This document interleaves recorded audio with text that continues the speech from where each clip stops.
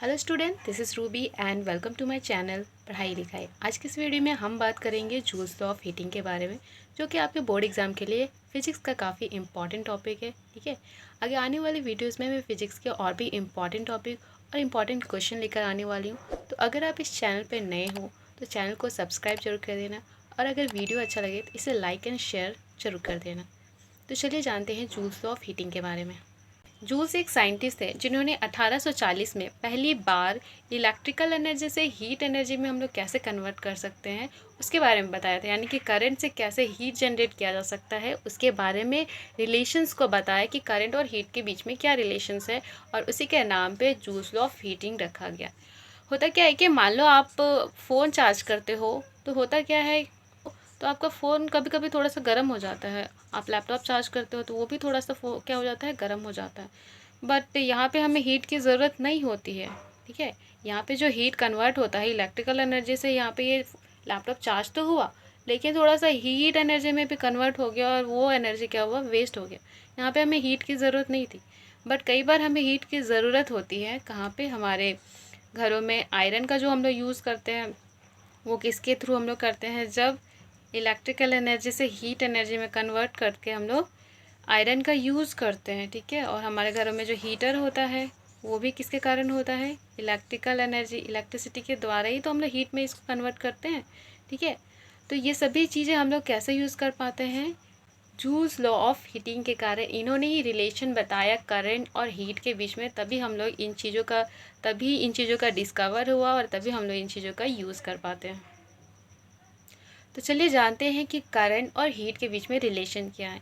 मैंने बताया था पिछले वीडियो में ओम्स लॉ में कि जब भी क्या होता है कि मान लो एक कंडक्टर है, इस कंडक्टर में हम लोगों ने क्या किया, वोल्टेज को अप्लाई किया। जैसे हम लोग वोल्टेज अप्लाई करते हैं तो क्या होता है, इलेक्ट्रॉन्स जो कंडक्टर में फ्री इलेक्ट्रॉन्स है वो मूव करने लगते हैं, और जब वो मूव करते हैं तो एक दूसरे से टकराते हैं, और टकराने से क्या होता है, हीट जनरेट होता है। ठीक है, टकराने से मैंने वहाँ पे बताया था कि रेजिस्टेंस क्रिएट होता है, रुकावट यहाँ पे आती है इलेक्ट्रॉन्स के फ्लो में। तो वहाँ पे हीट भी, जितने ज़्यादा रुकावट होगी, जितने ज़्यादा इलेक्ट्रॉन्स टकराएंगे उतने ज़्यादा क्या होगा, यहाँ पे हीट जनरेट होगा। यानी कि ये भी कह सकते हैं कि जितना ज़्यादा यहाँ पे रेजिस्टेंस होगा उतना ही ज़्यादा हीट क्रिएट होगा, उतना ही ज़्यादा हीट प्रोड्यूस होगा। ठीक है, मान लो एक पत्थर है, इस पत्थर में आपने दूसरा पत्थर मारा। ठीक है, जब ये पत्थर इस पत्थर से टकराएगा तो यहाँ पे क्या होगा, हीट जनरेट होगा। आप अपने दोनों हाथों को क्लैप करके देख सकते हो, वहाँ पे भी जब एक हाथ दूसरे हाथ से टकराएगा तो क्या होता है, वहाँ पे हीट जनरेट होती है। ठीक है, तो जब एक इलेक्ट्रॉन दूसरे इलेक्ट्रॉन से जब टकराते हो तो यहाँ पर भी हीट जनरेट होता है। यानी कि जिस कंडक्टर में जितना ज़्यादा रेजिस्टेंस होगा उतना ही ज़्यादा क्या होगा, हीट क्रिएट होगा।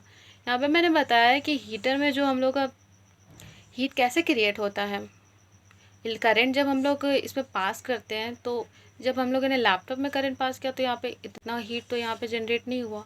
हीटर में कैसे जनरेट होता है, हीटर में जो वायर यूज़ होता है नाइक्रोम, और नाइक्रोम का रेजिस्टेंस बहुत ज़्यादा होता है। तो जैसे ही हम लोग यहाँ पे इलेक्ट्रिसिटी प्रोवाइड करते हैं, जैसे हम लोग करंट इससे पास होता है, तो इसमें जो इस कंडक्टर का जो नाइक्रोम जो है कंडक्टर, उसमें क्या होता है, रेजिस्टेंस के कारण इलेक्ट्रॉन्स एक दूसरे से ज़्यादा टकराते हैं और वहाँ पे हीट जनरेट ज़्यादा होता है। तो यानी कि जो भी मटेरियल हम लोग को इलेक्ट्रिकल एनर्जी से हीट एनर्जी में कन्वर्ट कराना है, तो ऐसा कंडक्टर यूज़ करना पड़ेगा जो कि क्या हो, रेजिस्टेंस उसमें जिसमें ज़्यादा हो वैसा ही कंडक्टर हम लोग यूज़ करेंगे, तभी ये चीज़ पॉसिबल है। इसके अब हम लोग फार्मूला और स्टेटमेंट को देख लेते हैं। तो स्टेटमेंट क्या कहता है, इसे जूल्स लॉ ऑफ हीटिंग को कई बार जूल्स इफेक्ट भी कहते हैं, joules law of heating effect भी कहते हैं। ठीक है, और जूल्स लॉ ऑफ हीटिंग भी कहते हैं। इसका स्टेटमेंट क्या है, joules law of a heating state that the heat produce in a electrical conductor is directly proportional to the square of the current passing through it and the resistance of the conductor and the time of which the current flows। यानी कि जो heat होता है ना, directly proportional होता है किसके, heat proportional होता है करंट के, रेजिस्टेंस के और टाइम के, ये तीनों के प्रोपोर्शनल होता है। और ये पहला रिलेशन जो है जूल्स ने दिया था, पहली बार इसका जो रिलेशन है जूल्स ने दिया था। ठीक है, और इसी रिलेशंस को क्या कहा गया, जूल्स लॉ ऑफ हीटिंग। अभी ये कैसे एक दूसरे से रिलेट करते हैं यहाँ पे देखते हैं। क्या है हमारे पास, H is equal to I square R T है। ठीक है, करंट है ये है रेजिस्टेंस, और ये है टाइम। अब यहाँ पे क्या हुआ था कि हम लोगों ने जैसे ही पोटेंशियल डिफरेंस वोल्टेज अप्लाई किया था तो क्या हुआ था, यहाँ पे इलेक्ट्रॉन्स का फ़्लो हुआ था। इलेक्ट्रॉन्स जितने ज़्यादा फ़्लो करेंगे उतने ही ज़्यादा टकराएंगे। अब इलेक्ट्रॉन्स जितना ज़्यादा फ़्लो होगा उतना ही ज़्यादा करंट प्रोड्यूस होगा, यानी कि डिपेंड करता है क्या, अभी जितना ज़्यादा करंट प्रोड्यूस होगा वहाँ पे क्या होगा, उतना ही ज़्यादा क्या होगा, हीट भी, रेजिस्टेंस यहाँ पे क्रिएट होगा, एक दूसरे से टकराएंगे। इलेक्ट्रॉन्स का जितना ज़्यादा फ्लो होगा यहाँ पे क्या होगा, हीट उतना ही ज़्यादा जनरेट होगा। अभी इलेक्ट्रॉन्स के फ्लो को ही क्या कहते हैं हम लोग, करंट कहते हैं, ठीक है। तो ये यानी कि हीट जो डिपेंड करता है किस पे, करंट पे डिपेंड करता है कि करंट जितना ज़्यादा होगा वहाँ पे हीट भी उतना ज़्यादा होगा।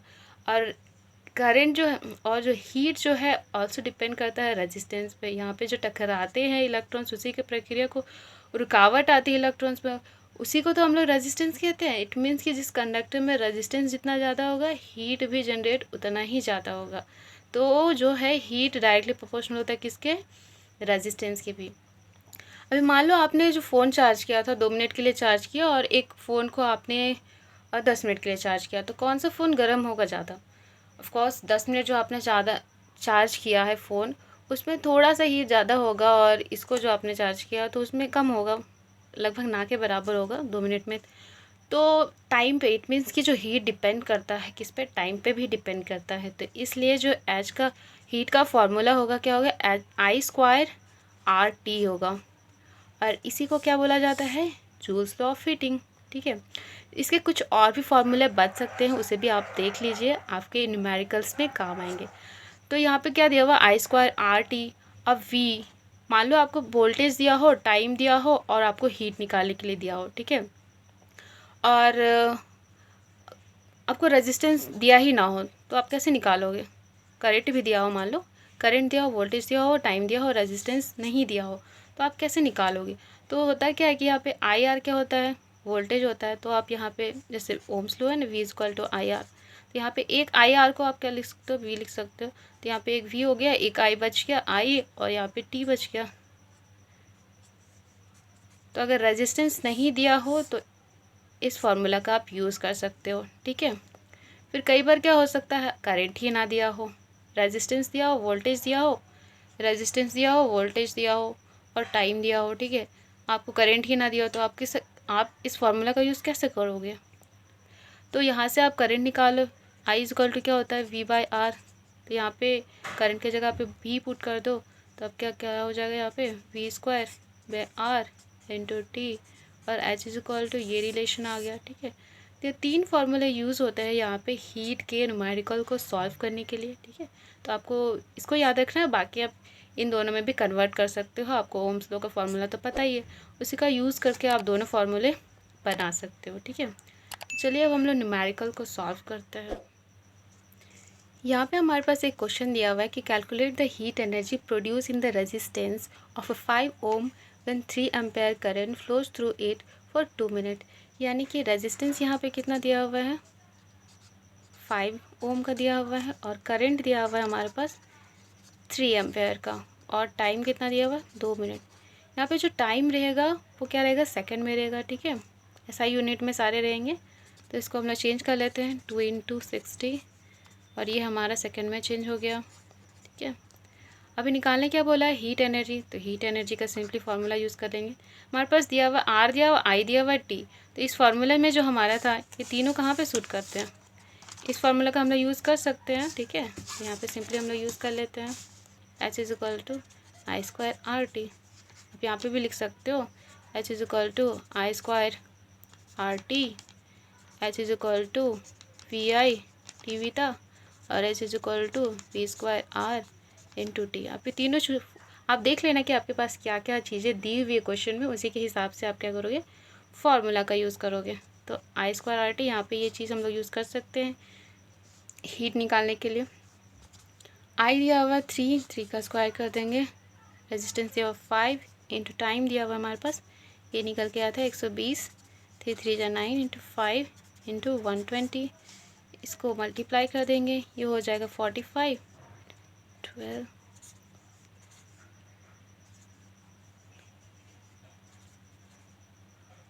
एक और जीरो था यहाँ पे। इसका आंसर क्या हो जाएगा, 5400। हीट को क्या लिखते हैं हम लोग, जूल में लिखते हैं। जूल्स ने ही इसका डिस्कवर किया था, उसके लिए इसके यूनिट को भी हम लोग इसलिए इसके यूनिट को भी हम लोग किस में लिखते हैं, जूल्स में लिखते हैं, ठीक है। तो हमारे पास एक और क्वेश्चन है, उसको भी हम लोग देख लेते हैं कि कैसे सॉल्व करें।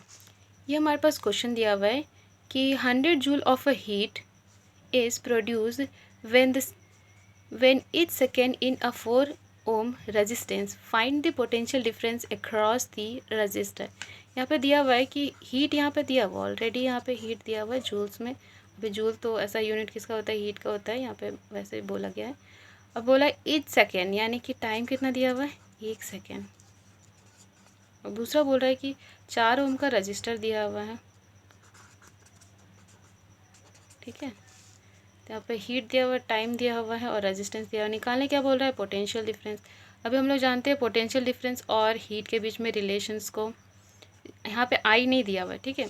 तो आई नहीं दिया हुआ तो हम लोग यहाँ पे क्या यूज़ करेंगे, H is equal to V square R T. अब वी को हम इधर रहने देते हैं, H into R divided by T हो जाएगा, क्योंकि वी स्क्वायर था तो ये यहाँ पे क्या हो जाएगा, रूट में आ जाएगा, ठीक है। सभी वैल्यू को यहाँ पे पुट कर देंगे।